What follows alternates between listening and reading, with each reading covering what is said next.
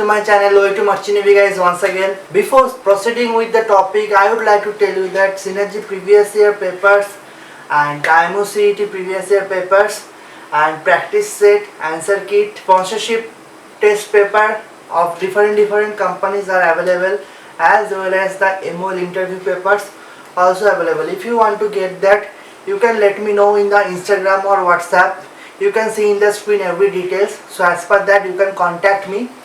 And another thing is that, or you can check out in the description box for more details. So now let's quickly move to the topic. So today's topic is going to be 12 reasons why the seafarer quit the sea job. So we'll discuss on that one by one and we'll see what is the reason behind it. So first reason is that unsettled life. Yes, definitely, because seafarers doesn't have any type of settled life or something like that, a daily routine, not like that, because sometimes due to time zone and all, routines are prone to change day by day, so they are definitely a unsettled life just living on. Now hectic life, definitely the day you step in the ship, your work starts, and day until you step out from the ship, that will be continued. There will be no Sunday, no Monday, no holiday. So definitely it is a hectic life, and there will be work hours and rest hours are definitely there, but the implementation on board, it's very difficult. On paper maybe it is different, but in practical field it is different. So definitely seafarer's life is very hectic. On board politics, I would like to explain in this topic little bit more. On board politics is like that. Suppose from southern part from India, some crew was there, northern part of India some crew was there. There are more chances that there will be some groupism. Suppose the southern part is one group and the northern part will be another group. So that is called the onboard politics. And another thing, not only among India, mixed crew also. If there are 3 Russian, 4 Ukrainians, 3 Indians, 5 Pakistanis, then there will be also chance of groupism. As well as another thing, politics is that is very famous, ship deck side and engine side. So there will be very few ships are there, you will find some lively environment on ship. Otherwise ship politics is a huge thing or very bad thing on board. Number 4th is lack of social life. Definitely on board ship there is no social life. You will be like in a jail for next 6 months in a 300 meter or 250 meter ship. There will be no social life. Nowadays internets are there definitely, but that is very limited. Not like that you are at home, Wi-Fi is there, you are doing browsing, anything you are doing at home, but at ship there is limited internet, so social life also very limited. And when you are coming back home after sign off, you don't feel like to go anywhere or cannot jail up with people very easily. You will face difficulties. Definitely it is happen with each and every seafarer. Now 5th is away from family. This is basically self-explanatory. I don't need to explain. Definitely you are 6 months, 9 months in a year on board, so definitely there will be distance from family and you have to be away from your family. Now move to the 6th point, personal and family problems. That is personal and family problems. Definitely if something goes wrong in your home and you are mid of Pacific or Atlantic, you cannot come back. Suppose someone's father or mother passed away and you got the news, but you are transiting through Pacific, mid-ocean, you cannot come. So the problem is there and you cannot solve from on board. So you have to sail until unless you arrive in a port, and there will be no meaning to come back after 10-15 days after reaching port. There is no meaning. So that is another issue. Now move to the 7th point now. That is rise in maritime piracy. But in this situation I can say this point is not valid, because maritime piracy now slowly decreasing. I can say that in 2006, 7, 8, 9, you have obviously heard about the March Alabama incident. So this kind of things, yeah, piracy is still there. I'm not saying that piracy is absolutely absurd. No, piracy is there, but now the rate, the graph is decreasing day by day. So still the piracy is there, and if you are selling with some normal company, then threat are more, because if you are selling with a good company, if something happens wrong on board, company will take responsibility and they will provide ransom money or anything to get you back home. But if you are selling with some small company, then they might not take responsibility. But now the navy vessels are there in the piracy prone areas, and the communication is improving day by day. IMB, International Maritime Bureau, is there, so the rate obviously decreasing. So that is not a valid point in current scenario. We don't know in the future what is going to happen. Now move to the 8th one, health issues. This is the major point in my point of view, because see, we are human beings, we are prone to get ill or sick, but on board second officer are the medical officer. Most of the companies, second officer used to take this medical officer job, but he is not a doctor, right? So he knows some first aid thing, but if something goes major happen on board, no one is there to treat you. Make good habits, make good lifestyle to be fit on board, do some exercise, gym while on board, and if something you feel, report as soon as possible, so they can arrange sign off from the next port.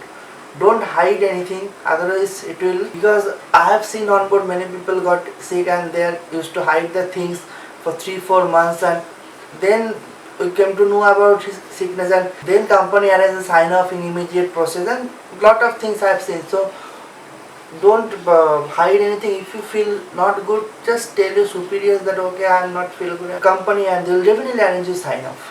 Don't rely on the medical facilities on board, because it will not provide proper medical facility, frankly speaking.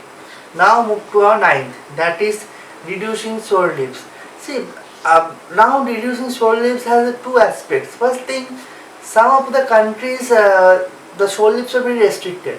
Second thing, the ship's schedule are been very hectic, because what happened previously, when the ship used to come on port, they used to on port like for 10-15 days, cargo discharge, loading, the procedure or the duration of the cargo work was very slow. So it used to take 10 to 15 days to load a full ship or discharge the ship.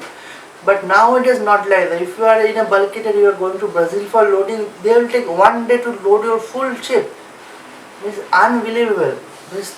Previously it was take 10 to 15 days. So that is why say full 1 day or 2 days the huge ship is going to load or unload. So officers or engineers has to take the responsibility to make sure the operation has to be safe. So that is why there is no time to shore leave or go outside. So that is an issue in current scenario, shore leave and reducing, but still you can go out if possible. Now lack of shore job, I don't know why it is written over here. So lack of shore job doesn't mean that they will quit the sea job, but it was written over here. I will read from here. This cause might sound a bit contradictory, but this is also one of the main reasons why seafarer quit the field early in this career. Through most maritime institutes and experts promise adequate onshore opportunities for seafarers, those wanting to ship to shore find it difficult to get a worthy job. Most of the companies ask for good amount of experience at sea in order to get a job in their onshore office. Moreover, for a good managerial position onshore, either one has to do an MBA or take up some equivalent courses.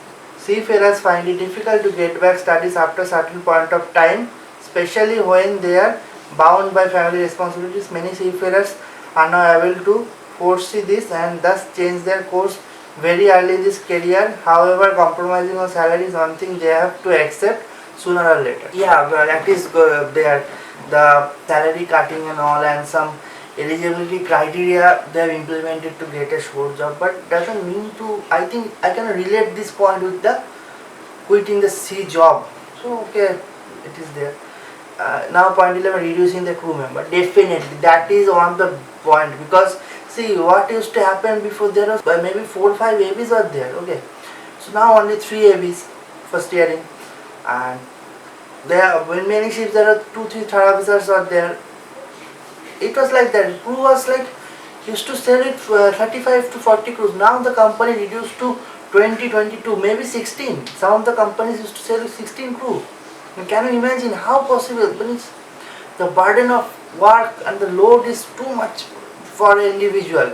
So it is very difficult. The reducing of companies, obviously they are observing their profit and loss and many things are there. That is a logistic part. I don't want to enter in the logistic part, but still I can say the companies are reducing the manpower, and within few years, not within few years, I think within next 20 to 30 years all will be operated by robots maybe, but there will be man on the shore to control all these things, but the automated ship are coming up. Many things are, rumors are there, so we'll see about that. So we'll move to our final point, that is stringent maritime law. So there is two aspects as per me in maritime laws. First thing is that previously seafarer or any kind of people used to dump the garbage and all into the sea, but nowadays you cannot do like that. Marpol became very stringent, it came into force. See, I am not against Marpol and all, I am just telling. Another thing, not only Marpol, SOLAS was definitely there. Apart from that, ISPS came into force 2003 I think, then ISM and all, MLC is there. So rules are become very stringent. After that 2001 American incident, the ISPS code came into the force, and afterwards the security system was completely changed. Previously people used to come on board, there was no permission required and all, but nowadays each and every people must have their own permission from the authority and all, then they can visit the ship, and so much regulations are there. So that is the maritime law. Another thing I would like to add from my side, that is the modernization of navigation. See, the people who used to sail from 70s or 80s, we are not expecting from that they are very much familiar with computers and all, and they are the computer engineers. No, they are not. For we guys, that is okay, that we can operate like this radar, all modernized equipment very easily. We can read the manual and we can easily catch up the things. And main thing is that the point of interest. We are taking interest to learn those electronic equipment because we are very much rely on that. But the guys who are selling from 70s, 80s, they used to habituated with the paper chart, manual fixing, navigation. They are cope up with that and they are brilliant on that. There is no doubt. But they are facing some problems with this paperworks, the increasing paperworks, as well as this modernized navigation. So that is why the people are prone to quit the sea job. So I think I have discussed 13 points. This video is little different, not for all, but if you have liked the video, then please press the like button and don't forget to subscribe my channel, hit the bell icon and press all to get notification on my upcoming videos. Thank you so much for watching the video. That's it for the day. See you in the next video. Signing off for that.